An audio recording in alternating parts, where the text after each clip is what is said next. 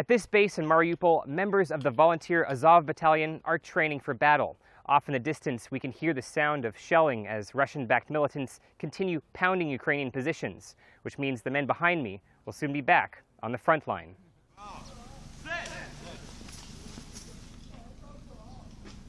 From weapons techniques to first aid, the volunteers are preparing for war just over a dozen kilometers away.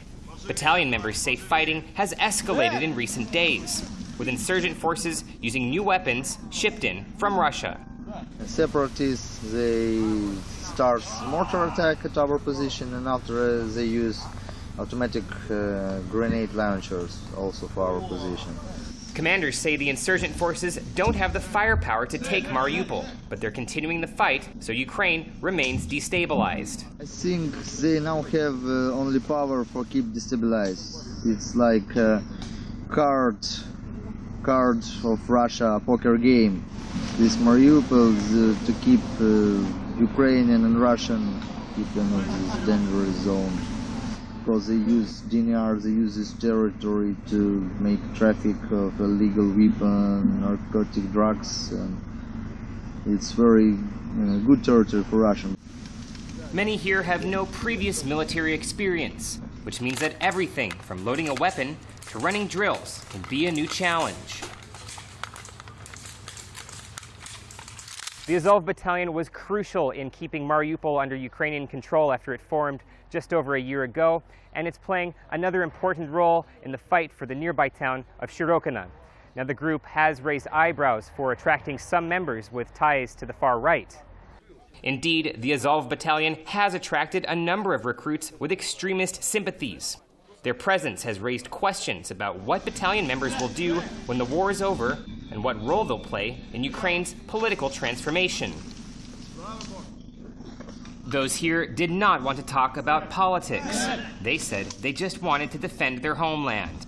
I decided to join Azov because my country is in danger, because occupant came to my land and trying to destroy my country, my culture, native culture, and try to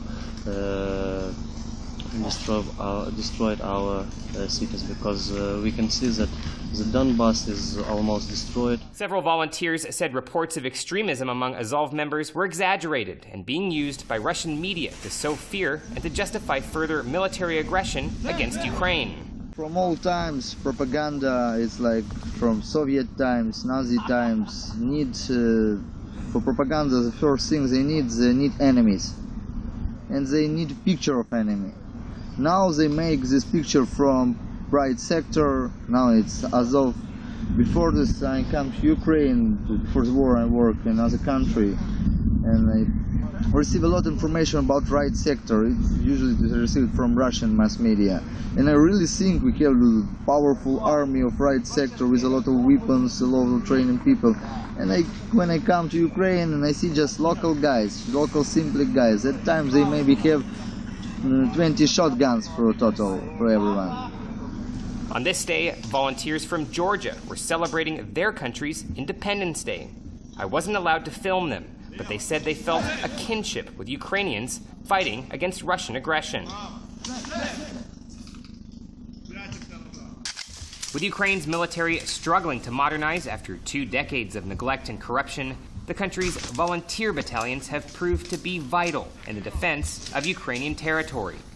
What will become of these volunteers after the conflict ends is uncertain. For now, the fighters are concentrating on holding on to this piece of southern Ukraine. Collison, Ukraine Today, Mariupol.